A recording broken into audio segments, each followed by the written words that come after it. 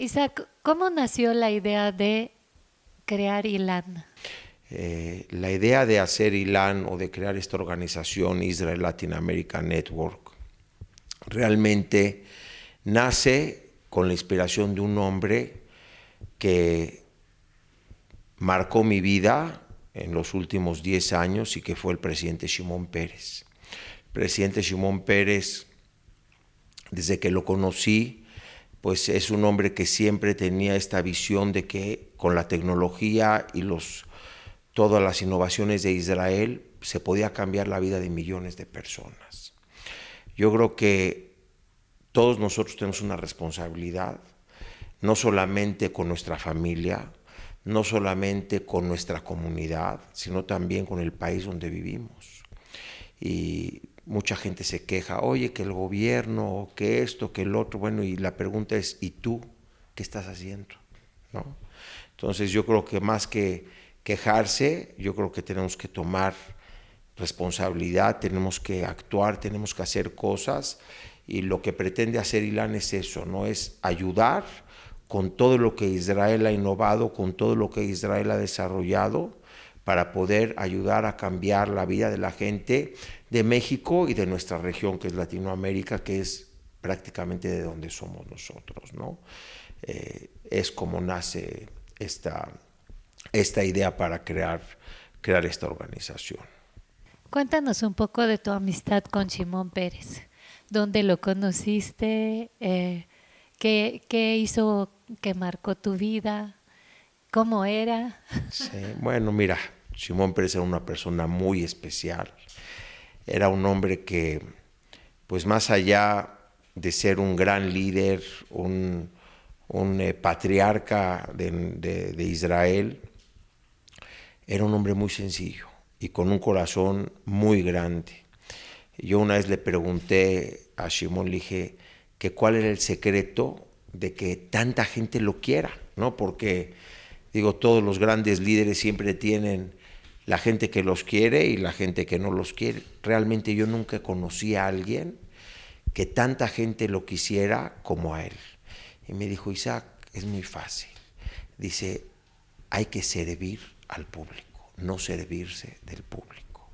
Y él siempre, todo lo que hizo en su vida, como todos, a lo mejor cometió errores o aciertos. Digo, nadie es perfecto y no somos nadie para juzgar, pero siempre todo lo hizo desde un espíritu de servir y de ayudar, y de una manera noble y no con ninguna agenda aparte, ¿no? O sea, realmente es por el hacer bien las cosas.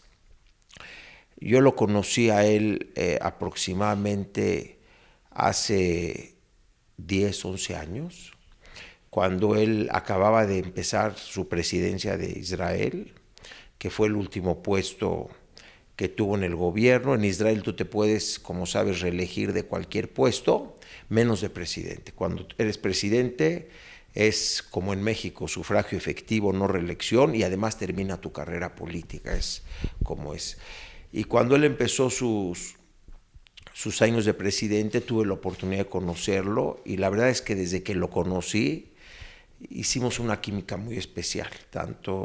Tanto a mí me hizo sentir, nadie como mi padre era lo máximo, pero me hizo sentir eso. Yo mi padre lo perdí hace 20 años, y con Shimon Peres sentí eso, ¿no? Sentí ese calor de una persona sabia, de una persona que realmente tiene ese, ¿cómo te puedo decir? Ese corazón noble, ¿sí? De querer ayudar, de querer hacer el bien por los demás, como lo era mi padre. Y bueno, pues ahí es donde empecé esa relación con él, que, bueno, pues que duró aproximadamente 7 años hasta el día que falleció, y así fue. Un gran hombre, realmente, de quien tuve grandes lecciones. Cuéntanos alguna anécdota. ¿De Shimon? De Shimon. Te puedo contar varias, porque increíble.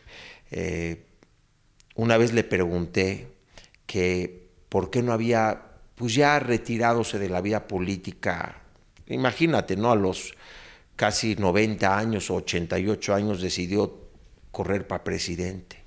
Me dice, Isaac, lo pensé. Dice, lo pensé seriamente, dejar. Dice, pero yo me subía a mi auto y Israel se subía conmigo. No podía, o sea, él realmente estaba, es algo que lo tenía en su DNA.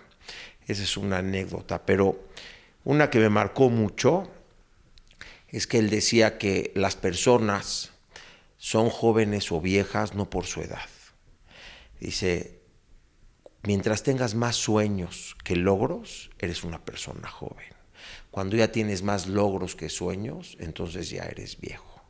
Yo te puedo decir algo, él a sus 92 años murió joven, porque tenía mucho más sueños que logros.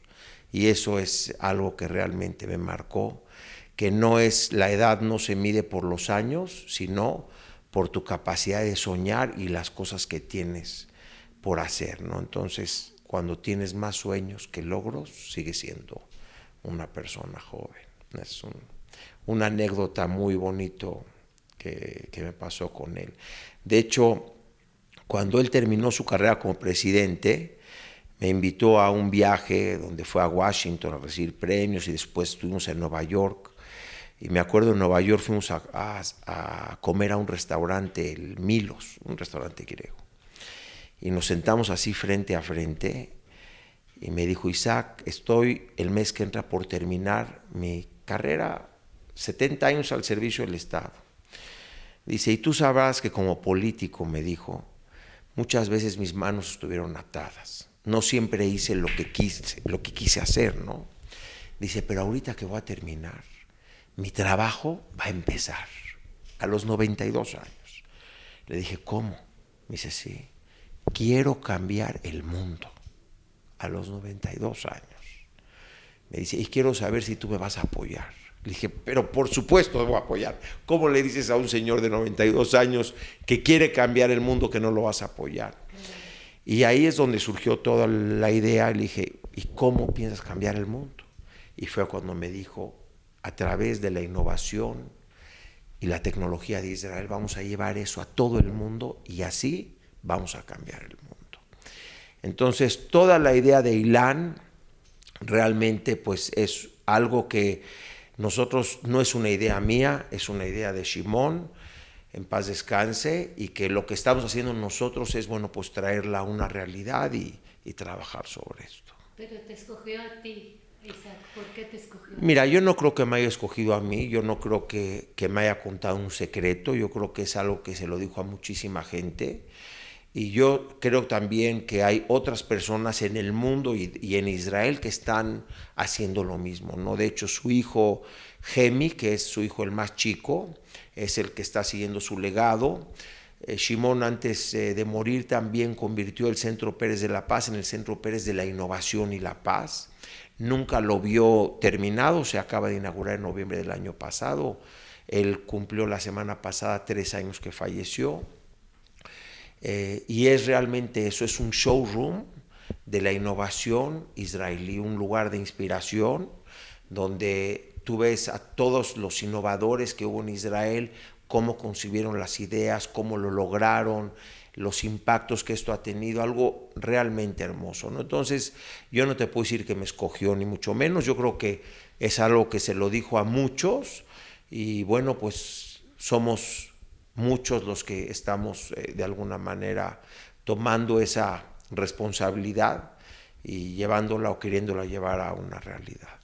¿Tú crees que la innovación lleva a la paz? ¿O cuál es la relación entre la innovación y la paz? Mira, yo creo que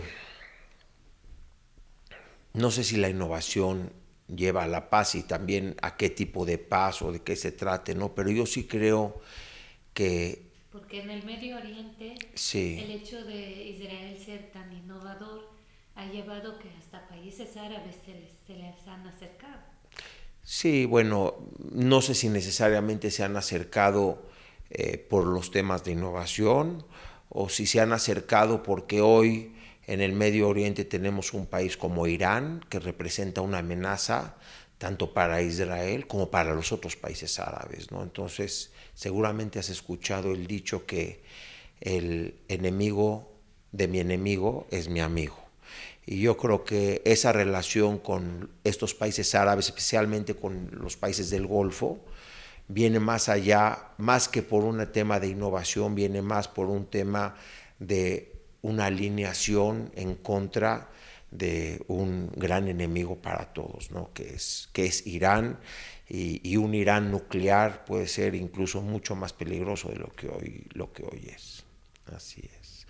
Más sin embargo, sí te puedo decir que la innovación más que llevar a la paz, te lleva a la mejor calidad de vida de las personas. Dar un ejemplo, ¿no? Hoy en el sur de México, todo lo que es México son dos países. Tenemos el norte, que es progresista, industrial, con exportaciones, con una tasa de crecimiento importante, con una tasa de desempleo muy baja. Y luego tenemos el sur. El sur de México es pobreza, desempleo. Te doy un dato, en el sur de México 30% de la población no tiene servicios sanitarios, no sé si sabías eso. 17% no tiene acceso a agua potable. Y una gran parte de la población en los pasados 20 años ha vivido de la limosna, de lo que el gobierno les da como subsidio. Y yo digo, bueno, ¿y esa es una vida digna? No, no es una vida digna. Realmente la innovación va a ayudar a eso, ¿no? La innovación, hoy el presidente López Obrador, con su programa Sembrando Vida, que es el programa más importante del país, donde ya hay más de 300,000 personas afiliadas al programa, campesinos principalmente, bueno, pues están tratando de cambiar todo eso, ¿no? Y de que toda esta gente que ha estado viviendo de la limosna o de estos subsidios, hoy realmente tengan una oportunidad de poder salir adelante a través de trabajando su tierra, ¿no? Y de vivir una vida digna.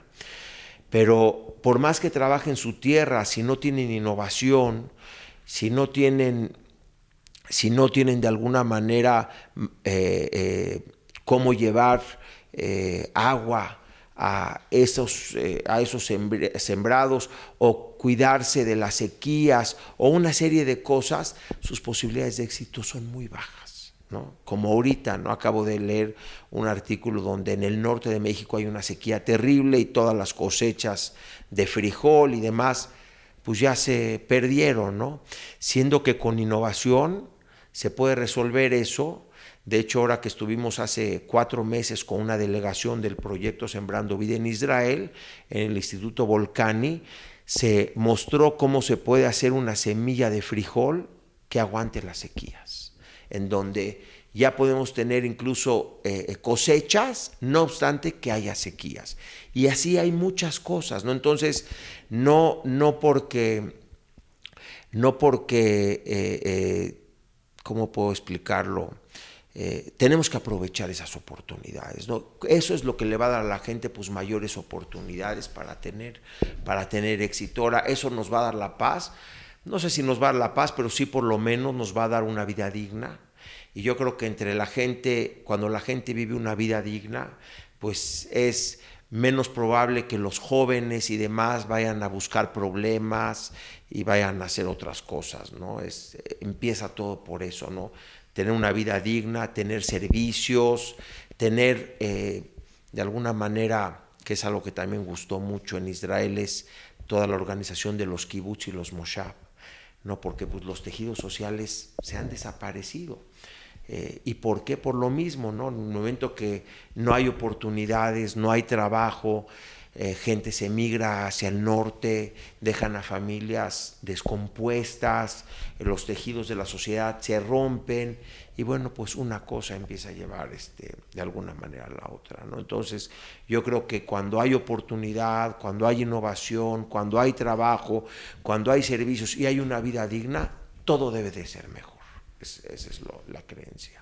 Hablamos con el embajador de Israel en México, el Zvital, y nos habló un poco de eso, entonces yo creo que ya tenías conexión con él desde antes de que venga, ¿sí? ¿Y qué han hecho? Porque ya tiene poco que ha llegado y sin embargo ya han ido con funcionarios públicos, ¿no? De hecho, cuando Zvi fue nombrado embajador, que fue esto hace como 3, 4 meses, fue cuando íbamos a tener la delegación a Israel del proyecto Sembrando Vida, y yo lo conocí a él en Israel y le platiqué y le dije, me gustaría que te involucraras. Y de hecho él tuvo 2 reuniones en 2 visitas que tuvieron con ellos, se emocionó mucho, y ahora que llegó a México presentó sus credenciales un lunes, y si no me equivoco fue ese mismo día que tuvimos la reunión con la secretaria de Bienestar, el subsecretario, donde escuchamos de todas estas personas que fueron a este proyecto Sembrando Vida a Israel, pues todas sus experiencias, todas las oportunidades que vieron. Realmente el embajador estaba muy emocionado. Bueno, y de ahí ya han salido ahora otras cosas, ¿no? Y van muy bien. Y como eso estamos trabajando en otros frentes, estamos trabajando también con la Secretaría de Comunicaciones y Transportes para todo el tema de ciberseguridad. La subsecretaria Salma Jalife. Estamos ahorita organizando el mes de noviembre, viene una delegación importante a Israel para esos temas. Hemos estado también con el secretario de Educación Pública, Esteban Moctezuma, donde también tenemos una agenda de colaboración con ellos, y también hicimos un viaje con la subsecretaria a Israel ya también hace aproximadamente 2 meses.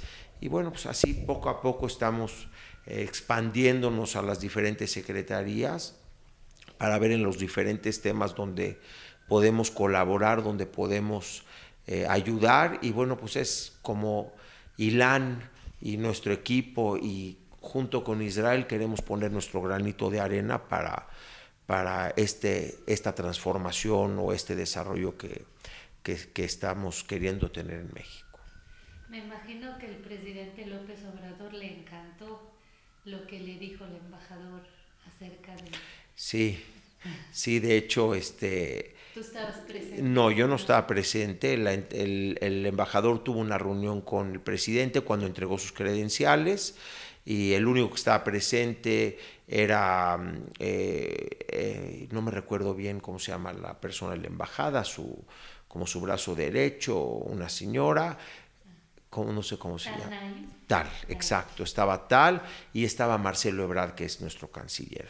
Y sí, el embajador le comentó acerca de Ilan, pero para sorpresa del embajador, el presidente ya conocía, porque te voy a decir algo de nuestro presidente.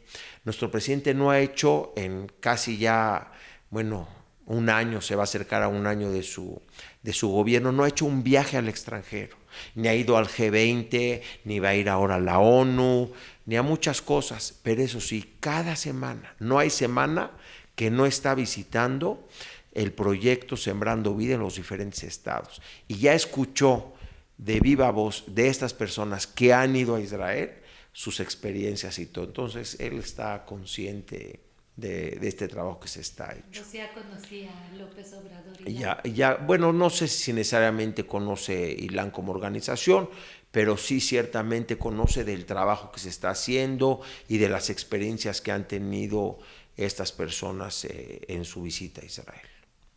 Increíble. ¿Y qué han dicho esas personas cuando regresaron? Bueno, pues mira, realmente fue asombroso.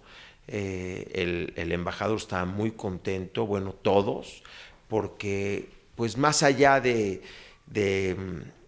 una visita exitosa y todo, trajeron cada uno puntos muy claros y específicos de oportunidades que veían, en donde trayendo esas oportunidades pues se iba a poder lograr o mejorar en gran parte su proyecto, ¿no? A lo que el embajador muy atinadamente, realmente, incluso para hacer uno de sus primeros actos como embajador en México, lo que pidió es que se hiciera un memorándum de entendimiento de todos estos puntos, y que vamos a firmar, lo que él pretende es firmar esto en un G2G, un government to government, un acuerdo entre gobiernos, donde se lleve a cabo toda esta colaboración de una manera, bueno, pues ya más formal, que ese es el objetivo de Ilan, ¿no? A final de cuentas, Ilan lo que hace es crear estos vínculos que después, bueno, pues ya se tienen que dar seguimiento en programas como este, ¿no? O sea, que se lleven entre los gobiernos. Precisamente dinos qué hace Ilan. Ah, bueno, perdón, entonces ya nos brincamos todo, No, pero ahí te va, es ¿no? que todo Sí, va junto.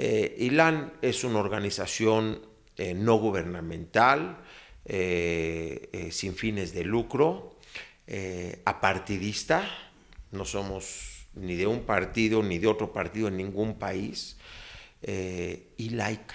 Ilan no es una organización judía tampoco, de hecho varios miembros de nuestro consejo pues no son judíos, como el doctor José Narro, Carlos Peralta, y bueno, así te puedo decir de varios. ¿Por qué? ¿Y por qué ellos están interesados en esta organización? Porque esto es algo bueno para México. Ese es el interés. O sea, más allá de ser algo bueno para Israel, lo que Ilan está haciendo es algo bueno para nuestro país. Y ese es el interés de todos, ¿no? Entonces, es lo que es Ilan. ¿Qué pretende hacer Ilan? Bueno, pues pretende, a través de la tecnología, a través de la innovación israelí, pues poder ayudar al desarrollo y al bienestar de los países de Latinoamérica, en este caso específicamente de México.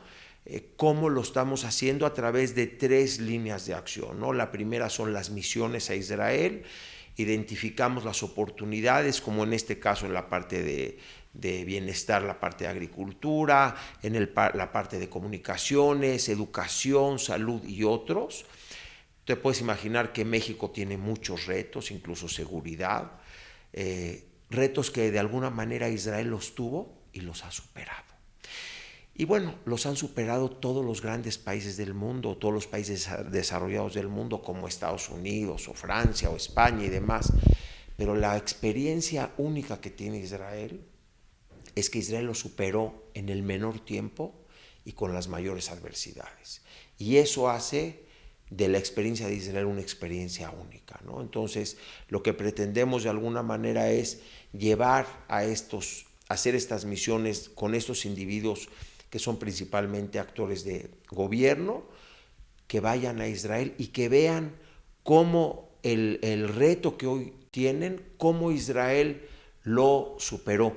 No diciendo con esto que Israel tiene la fórmula mágica, porque al final de cuentas el hecho que Israel lo haya superado de alguna manera no quiere decir que esa es la fórmula para México. O sea, al final es solamente una manera que se hacen las cosas y que de alguna manera México, como todos los países, tendrá que encontrar su propia solución, ¿no?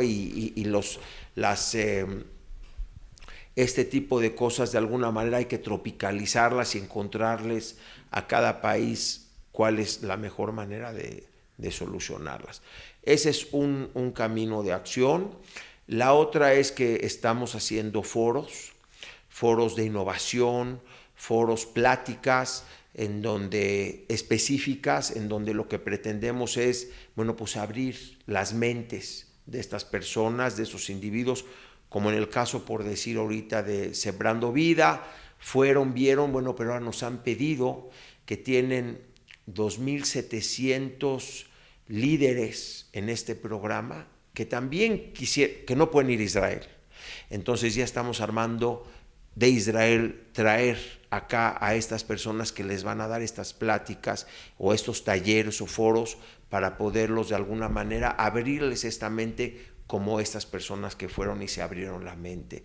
Que eso es lo más interesante de todo, ¿no? El ver, cuando uno ve que otras personas lo han hecho, en otros países lo han hecho y han tenido éxito, pues lo único que te dice es que sí se puede, ¿no? Y que hay manera de hacerlo. Y eso es lo más interesante de todo. Y esa es la segunda línea de acción. Y la tercera, que es un gran sueño que tenemos, es poder hacer en México el primer centro de innovación, como el Centro Pérez de Innovación, que lo queremos hacer aquí en México. De hecho, esto sí ya se le presentó al presidente, le gustó mucho, y bueno, pues estamos ahorita en espera de ver dónde. De hecho, quisiéramos hacerlo en un lugar donde pueda ser accesible a una gran parte de los mexicanos o a muchos mexicanos. Y bueno, estamos en ese proyecto, ¿no? Que primeramente Dios lo queremos lograr. Y en ese centro de innovación la idea es cambiar el chip a todas las personas que lo visiten. Sería un centro de innovación para 1 millón de visitantes al año, de acceso gratuito, como el Centro Pérez. Y la idea es que estas personas que entren se vean como futuros innovadores, como que no es algo lejos, sino es algo cerca, porque todos podemos cambiar y todos podemos ser un innovador para que este país cambie y crezca. No está en manos del presidente, ni está en manos de su gabinete, ni está en manos de los empresarios, está en manos de todos y cada uno de los mexicanos. El día que los mexicanos decidamos que podemos ser mejores y podemos cambiar, ese día vamos a cambiar. Y lo que pretende hacer el Centro de Innovación es eso, ser un lugar de inspiración, de cambio, donde pues 1 millón de visitantes al año puedan entrar y puedan decir, el cambio puede estar en mis manos. Eso es. Inventores, científicos.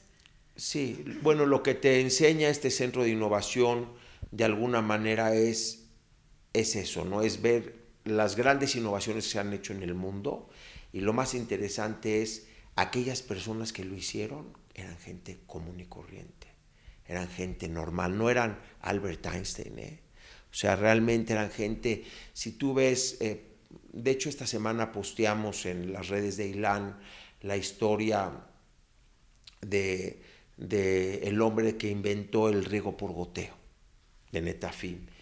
Igual fue una idea y todo lo descubrió porque abajo de un árbol que se dio cuenta que crecía muy bien había un tubo roto. Increíble.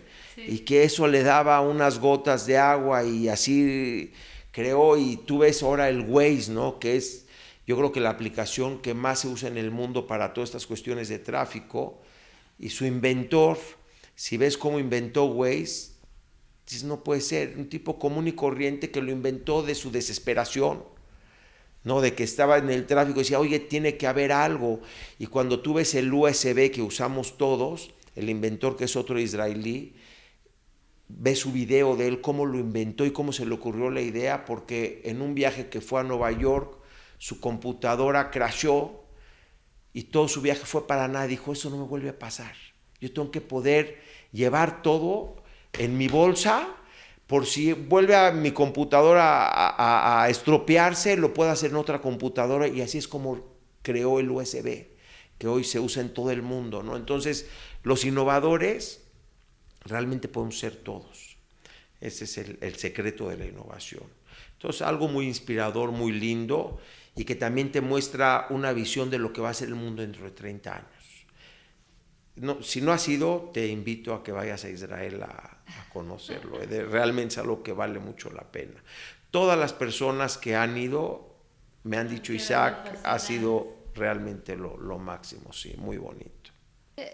¿Cuál es el secreto de Israel según tú en este tema de la innovación?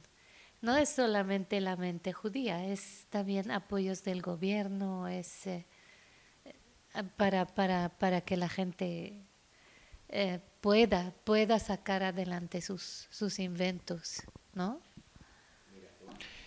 Mira, te voy a contestar primero lo que contestaba Shimon Peres cuando le decían eso. Un día le preguntaron que a qué se debía todo el éxito de Israel en la tecnología, innovación y demás. Y él lo fraseó muy bonito, dice, a que no tenemos petróleo. Nada más, si tuviéramos petróleo, a lo mejor no hubiéramos creado nada de eso, ¿no? Bueno, pero es más que nada un chiste. Realmente yo creo que todas las innovaciones de Israel parten de una necesidad. Esa es la realidad, ¿no? O sea, Israel es un país, es el único país yo creo que es el único país del mundo en que tú en tu auto no puedes cruzar una frontera. Fíjate, es el único país que de tu auto no puedes cruzar a otro país, no puedes cruzar una frontera. Es un país que vive prácticamente aislado, rodeado de enemigos. Aunque tenemos paz con los egipcios y los jordanos, yo te diría que es una paz a medias. Yo diría que hay quien incluso dice que son enemigos dormidos, mientras no despierten. Y eso, tantas guerras, tantas situaciones, tantos conflictos, tantas amenazas, tanto terrorismo, nos ha ahora sí que obligado a ser creativos y a llegar a todas esas innovaciones. Ha sido más una cuestión de necesidad. Leí el otro día un libro y este escritor dice que cuando ataques a un enemigo, nunca lo dejes sin salida. Porque cuando tú dejas a alguien sin salida, le va a salir a él una fuerza tan grande que te va a derrotar. Y yo creo que eso es lo que le ha pasado a Israel. Israel, rodeado de enemigos, sin salida, le ha salido toda esa fuerza y toda esa innovación para salir adelante y para poder derrotar a los enemigos, porque no tenemos otra, no tenemos escapatoria, no tenemos salida, es o los vencemos o al mar, y pues otra vez no nos van a derrotar. Yo creo que de ahí viene realmente toda esta parte de la innovación. Mucho es esa situación especial de Israel. Otro es realmente que somos una cultura muy antigua. El pueblo judío data de miles y miles de años atrás. Se nos llama el pueblo del libro, porque siempre hemos sido gente de alguna manera estudiosa, que hemos buscado siempre ese progreso. Yo te diría que la innovación es lo que nos ha permitido estar como pueblo hasta hoy en día, después de tantas culturas que han desaparecido como los egipcios y los romanos y los griegos y muchas otras, y los nazis y los otros que también han perecido, y nosotros nos hemos mantenido, yo creo que gracias a eso, ¿no? Gracias a ese espíritu de realmente querer salir adelante y querer innovar y salir y existir, ¿no? ¿Cuál es la importancia de América Latina para Israel? Porque hasta ahora estaba un poco rezagado, ¿no? América Latina, y como que últimamente ya ha habido como una importancia. Por ejemplo, Guatemala es el segundo país que cambió su embajada, luego siguen otros, pero América Latina está como presente. ¿Qué opinan los líderes de Israel acerca de América Latina? Sí. Mira, Israel es un país que muy joven, tiene 71 años, y pues siempre ha sido un país con recursos limitados, por lo cual siempre cuando tú tienes recursos limitados, ahora sí que escoges a dónde van tus recursos, ¿no? Y a qué amigos desarrollas también. Entonces Israel siempre se enfocó en los pasados años en desarrollar sus relaciones con aquellos países que tenían o poder político o poder económico. ¿Y por qué? Es simplemente para poder sobrevivir, Y pues dado eso, su relación siempre se enfocó en Europa, Rusia y Estados Unidos. Prácticamente ahí es donde fue desarrollando Israel sus relaciones. Haciendo un lado, pues no nada más América Latina, también haciendo un lado Asia y África y muchos otros continentes. Sin embargo, eso ha cambiado. Hoy Israel cada vez ha sido un país que se ha desarrollado, que ha tenido más recursos, que ha podido salir adelante, y yo creo que poco a poco esto ha hecho que Israel se abra. Hoy Israel tiene grandes relaciones con China, que antes no tenía, con India, con los países de África y con otros lugares como América Latina que antes no se tenían, ¿no? De hecho, hace 2 años que vino el primer ministro Netanyahu a México. Sorprendentemente fue la primera vez que un primer ministro en funciones de Israel visita no México, Latinoamérica. O sea, nunca en la historia había sucedido. Y eso yo creo que lo que marca es pues, la importancia que hoy o a partir de ese momento Israel le da hacia América Latina, ¿no? Para Israel es muy importante estrechar estos lazos, ya no solamente con aquellos países que tienen poder político y económico, sino con todos los países del mundo. ¿Y cuál es el papel de Ilan allí? Bueno, pues el papel de Ilan, otra vez, aunque no es un papel gubernamental, porque no somos una organización de gobierno, pues el papel de Ilan en estos momentos se refuerza con toda esta visión de Israel, porque pues en el momento que Israel como país le interesan estas relaciones con América Latina, pues hace nuestro trabajo más fácil. ¿Cuánto tiempo tiene Ilan? Ilan se constituyó en abril del año pasado, entonces tiene apenas un año y medio, ¿sí? Más sin embargo, te podría decir que el llevarla a cabo antes de abril fue como un año de mucho pensar, de mucho hablar con muchas personas. O sea, Ilan no es algo que se hizo de la noche a la mañana y se estableció, fue realmente el esfuerzo de muchas personas, tanto del gobierno de Israel, que han participado, como líderes, como Moody Efraim, que es el responsable para América Latina. De hecho, hay un video que nos acaba de hacer, está posteado, acerca de Ilan. Él realmente contribuyó mucho en la idea, la creación, el reconocimiento que le dimos a Dani Dayan, que es el cónsul general en Nueva York. Dani es argentino y él realmente es un latino, ¿no? Y conoce muy bien. Él aportó mucho en cómo debería de ser también Ilan. Malcolm Hoenlein, que es el presidente del Conference of Presidents, como el comité central, pero en Estados Unidos, ¿no? De todas las confederaciones, de agrupaciones. Él también ha sido un gran apoyador. Ronald Lauder, no sé si lo conoces, del Congreso Judío Mundial, también desde un principio con Ronald, desde que me reuní con él la primera vez hace 2 años o un poco más, muy importante, y con todas esas personas, tanto en Israel como en Estados Unidos y demás, que hemos hablado y todo, es ahora sí que el conjunto de todos lo que hoy es Ilan, ¿no? Y que se decidió cómo debía de ser y de qué manera debía de ser para poder ser una organización exitosa, ¿no? Que realmente logre su objetivo. Sí. ¿Y cómo se va a extender Ilan a América Latina? Mira, yo hice un viaje ya en este año, bueno, varios viajes, ya fui a Panamá, Brasil, Argentina. eh, Ahora sí que como para sensibilizarme, me he reunido con varias personas de esos países también, de cómo lo vamos a llevar y cómo lo vamos a aterrizar en esos países. Y lo que hemos visto que la mejor manera de hacerlo es, primero, establecernos bien en México y tener ahora sí como un país donde tengamos una historia de éxito, donde podamos después esta historia de éxito ir y replicarla en los demás países, ¿no? Entonces, en estos momentos no estamos haciendo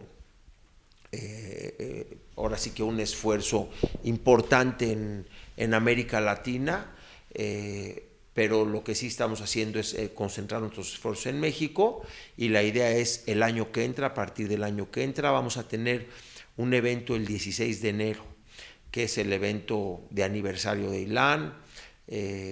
No es necesariamente aniversario por su fecha de aniversario, pero es donde vamos a mostrar lo que se ha alcanzado. Van a estar gentes de la política, empresarios, consejeros, miembros de la comunidad también y demás. Vamos a mostrar pues nuestros logros, lo que se ha alcanzado y demás, lo que se está proyectando, y pensamos a partir de ese momento empezar ya a decidir cuál sería el siguiente país para lograr, o sea, para lanzarnos en Latinoamérica. ¿Y cómo te ha apoyado la comunidad judía con Ilan? Pues muy bien, la verdad es que muy bien.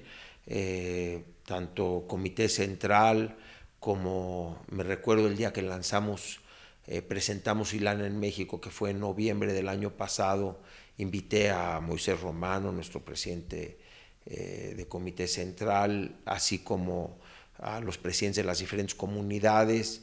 Les gustó mucho. Ahí fue cuando lanzamos la organización, junto con el embajador Jonathan Peled, con Gemi Pérez del Centro Pérez y demás. Les gustó mucho. Me acuerdo que Moisés me dijo, somos primos, ¿no? Entonces me dijo: primo, pusiste el nombre de la comunidad en lo más alto. Entonces ya para mí eso fue muy, muy agradable. Te quiero decir que esta René Chabot, ella está como miembro del Consejo de Ilan también. Entonces, pues de alguna manera hay también un involucramiento por parte de la comunidad y del Comité Central en lo que es la organización, aunque, te repito, no la consideramos como una organización judía. Ilan es una organización laica, realmente, en donde invitamos, bueno, pues tanto a otros actores de la sociedad a participar, porque pues nuestro interés no es el interés de la comunidad judía, es el interés de México. ¿Cuánta gente conforma el consejo? Actualmente tenemos 18 consejeros, tenemos consejeros de los cuales un poquito más, creo que son 19 ya, pero tenemos 3 consejeros en Israel. En Israel está el profesor Robert Uman, que es premio Nobel, no sé si lo conoces. Sí. Él, de hecho, un gran amante de Ilan, él no pertenece a ningún consejo de ninguna organización más que de Ilan, fíjate nada más. Pero su amor por Ilan es muy especial. Está él, está Gemi Pérez y está Shai Pirón, que es el exministro de Educación de Israel, también un gran amigo. Con él, de hecho, estamos trabajando juntos en proyectos que queremos hacer en México. En Israel, en México tenemos alrededor de 14 o 15 consejeros, como te platiqué, muchos que no son de la comunidad, doctor José Narro, etcétera. Y en Estados Unidos, ahora que estuve en este viaje que llegué el día de ayer, invité a Malcolm Hoenlein como miembro del consejo, el cual nos aceptó agradablemente, y bueno, pues también ya tenemos un miembro del consejo de Estados Unidos en Ilan, ¿no? Y bueno, pues el consejo es algo que va a crecer. Hay miembros que son honorarios, otros miembros que están más involucrados en el día a día de la organización, y nos vamos a ir desarrollando. Sí. Antes de hablar de ti, Isaac, te quería preguntar, ¿cómo puede ayudarte la gente que quiere apoyar a Ilan? Bueno, ya me han hecho esa pregunta, y y realmente estamos todavía trabajando en encontrar la respuesta, ¿no? Porque ojalá Ilan fuera un cadena, ¿no? Donde puede recibir cualquier tipo de voluntarios o todo tipo de voluntarios y sumarse a esto. Aquí realmente, como es un trabajo más delicado de las misiones que van a Israel y demás, o sea, no es tanto un trabajo de piso aquí, mas sin embargo estamos viendo cómo hacerlo, porque sí hemos visto, y a mí se me han acercado, la verdad, mucha gente, que me emociona mucho, decir, oye, yo quiero ser voluntario, yo quiero trabajar, yo quiero apoyar, y pues pronto vamos a tener una muy buena fórmula de cómo la gente se va a poder involucrar para poder ser parte de Ilan en este trabajo social. Hablemos un poco de tus orígenes. Bueno, nuestros padres son del Medio Oriente, de países árabes. Cuéntanos un poco de tu papá, el famoso Benjamín Asa, que todo el mundo, la verdad, conoce, que fue una gran persona. Cuéntanos un poco de tu papá. Te voy a platicar algo bonito. Sí. Mi papá falleció hace 19 años y dejó un gran nombre. Todavía no ha pasado un día en 19 años que no alguien me lo recuerde como tú ahorita. Entonces, es algo muy bueno, ¿no? Siempre hay alguien, o por teléfono, o por mail, o por una reunión, que me dice, oye, tu papá sí o tu papá asado, y eso te quiero decir algo que me hace sentir muy bonito, porque realmente yo siempre supe qué padre tuve, pero me doy cuenta que realmente no sabía, ¿no? Que realmente mi padre fue mucho más de lo que yo lo conocí o lo que... Por lo menos ha sido una bendición para mi familia. Yo creo que para muchos, así es. Mi padre, como tú sabes, él nació en Damasco, Siria, en 1933. A la edad de 15 años hubo un suceso que cambió su vida, que fue el día que se estableció el Estado de Israel, hubo un ataque a una sinagoga muy importante, la sinagoga del Lemnasha, un viernes en la noche, se masacraron 70 personas, y eso yo creo que fue el principio de una gran inmigración de judíos de Damasco, ¿no? Mi padre una semana después salió, llegó a Israel, no tenía familia, no tenía casa, no tenía ni dónde llegar, pero la guerra de independencia había empezado y pues lo que hizo es enlistarse en el ejército. Se enlistó el ejército, peleó la guerra de la independencia y vivió en Israel muy contento y muy feliz hasta el 1956, cuando un amigo que también de Siria, que vivía aquí en México, lo invita a México a conocer, y pues llegó aquí de turista, se enamoró de México. Mi papá era una persona que, mira, sí tenía un gran afecto y amor por Israel, pero amaba este país. Yo creo que como pocos. Yo no creo que hay muchos mexicanos nacidos en México que amaban tanto este país como un papá. Se enamoró de México y también se enamoró de mi mamá. Y bueno, pues ahí es la historia, ¿no? Cómo llegó un papá a México y cómo se quedó y se estableció en México. Mi padre fue un hombre siempre amante de México, amante de su país, pero también como judío, él siempre me decía, Isaac, como judíos tenemos una responsabilidad también con Israel. Ya que como judíos, pues como tú sabes, hemos sido perseguidos y por la historia, pero gracias hoy a que tenemos un Estado judío, podemos vivir también de alguna manera tranquilos en donde sea que vivamos. Entonces, mi padre siempre nos instruyó, tanto a mí como a todos mis hermanos, en que teníamos una responsabilidad y un compromiso con México, pero también con el Estado de Israel. Y la verdad que para mí haber encontrado esta posibilidad años después de su partida, de poder hacer algo también por México, pero también por Israel, pues es algo grandioso, ¿no? Porque ahora sí que fue siempre la misión de mi padre, ¿no? De hacer siempre por los dos, tanto por México como por Israel. Los judíos que vienen de países árabes tienen un amor hacia Israel como un poco más incondicional, porque hemos sentido en carne propia lo que es ser perseguidos, lo que es ser ciudadanos de tercera.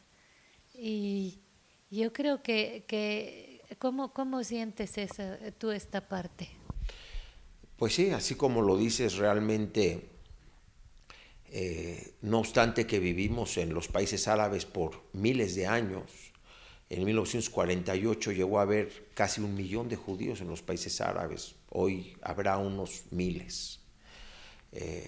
Fuimos, ¿Sí, acaso? fuimos prácticamente expulsados de esos países después de haber vivido ahí tantos años y haber sido parte del progreso y desarrollo de ellos. Y bueno, y pues haber llegado a un país como México, en donde se nos abrieron las puertas, se nos dieron las oportunidades, se nos respetó nuestra creencia, se nos permitió nuestro culto y se nos ha dado ahora sí que un lugar en la sociedad sin ninguna limitación. Pues no hay más que estar eternamente agradecidos, la verdad. Por eso estás tan entusiasta en tu trabajo para México, ¿no?